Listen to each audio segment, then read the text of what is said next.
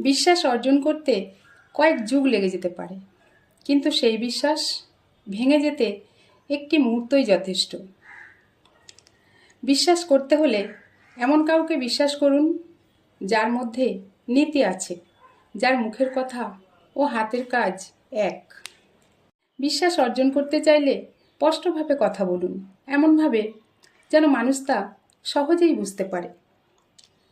বৃদ্ধরা সব কিছুই বিশ্বাস করে, মধ্যবয়সী লোক সব কিছুতে সন্দেহ প্রকাশ করে, আর কম বয়সীরা সবই জানে। বুদ্ধিমান মানুষ বুঝতে পারে কাকে সে বিশ্বাস করবে এবং বন্ধু বানাবে। বিশ্বাসী মানুষ অন্যদের চেয়ে বেশি সুখী হয়, অন্যরা তাদের বেশি পছন্দ করে এবং তারা অন্যদের চেয়ে বেশি নীতি মেনে চলে। একজন ভালো বন্ধু ও ভালো মানুষ হওয়ার প্রথম শর্ত হলো বিশ্বাসী হওয়া। নিজেকে বিশ্বাস না করা প্রতিটি মানুষের সবথেকে বড় দুর্বলতা।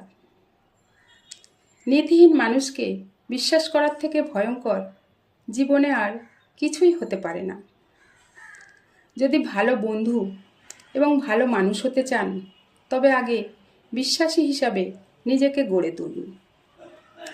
আত্মবিশ্বাস মানুষের উৎসাহ বাড়ায়, নতুন জিনিসে আগ্রহ বাড়ায় এবং সফলতার দিকে এগিয়ে নিয়ে যায়। এমন কাজ করবেন না যাতে মানুষ আপনার প্রতি বিশ্বাস হারিয়ে ফেলে। মানুষ যখন কারো প্রশংসা করে তখন খুব কম লোকেই তা বিশ্বাস করে, কিন্তু যখন কারো বদনাম করে তখন প্রায় সবাই বিশ্বাস করে। স্রষ্টার প্রতি বিশ্বাস সব কিছুই পরিবর্তন করে ফেলতে পারে। বিশ্বাস প্রতিটি মানুষের কাছে নিজের সবথেকে বড় শক্তিশালী অস্ত্র। কাজের শুরুতে সবথেকে গুরুত্বপূর্ণ অবদান রাখে মানুষের অভ্যন্তরীণ বিশ্বাস। যখন মনে হয় সব কিছু হারিয়ে গেছে, তখন বিশ্বাসই একমাত্র ভরসা। বিশ্বাস হলো অন্তরের মধ্যে একটি জ্ঞান, প্রমাণের নাগালের বাইরে। বিশ্বাস হলো সেটাই যখন আপনি মাথায় রাখেন সৃষ্টিকর্তা যাই করবেন ঠিকই করবেন।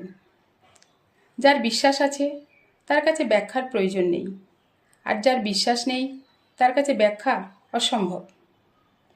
কথা ও কাজে মিল না রাখলে মানুষ ধীরে ধীরে আপনার প্রতি বিশ্বাস হারিয়ে ফেলবে। একজনের বিশ্বাস অর্জন করা অত্যন্ত কঠিন, তবে একবার তা ভেঙে গেলে পরবর্তীতে তা অর্জন করা অসম্ভব। আপনার বিশ্বাস পাহাড়কেও সরিয়ে ফেলতে পারে। সন্দেহ আপনার জন্য আরও একটি পাহাড় তৈরি করে দিতে পারে। বিশ্বাস হলো হৃদয়ের সেই জ্ঞান যার জন্য কোনো প্রমাণ লাগে না। আপনি যদি বুঝতে পারেন যে কে বিশ্বাসযোগ্য এবং কে নয়, তাহলেই জীবনে এগিয়ে যেতে পারবেন। মানুষের বিশ্বাস অর্জন করতে পারা একটি মহৎ গুণ, এটি সকলের মধ্যে থাকে না। সত্যিকারের বিশ্বাস সবসময় ধীরে ধীরে গড়ে ওঠে। এর ফলাফল যদিও জাদুর মতো, কিন্তু একে সময় নিয়ে গড়ে তুলতে হয়।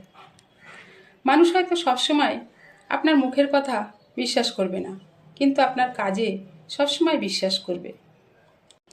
কেউ বিশ্বাস ভঙ্গ করার পর যদি সরাসরি দোষ স্বীকার না করে অজুহাত দেখায়, তবে সেই মানুষকে বিশ্বাস করা অনুচিত।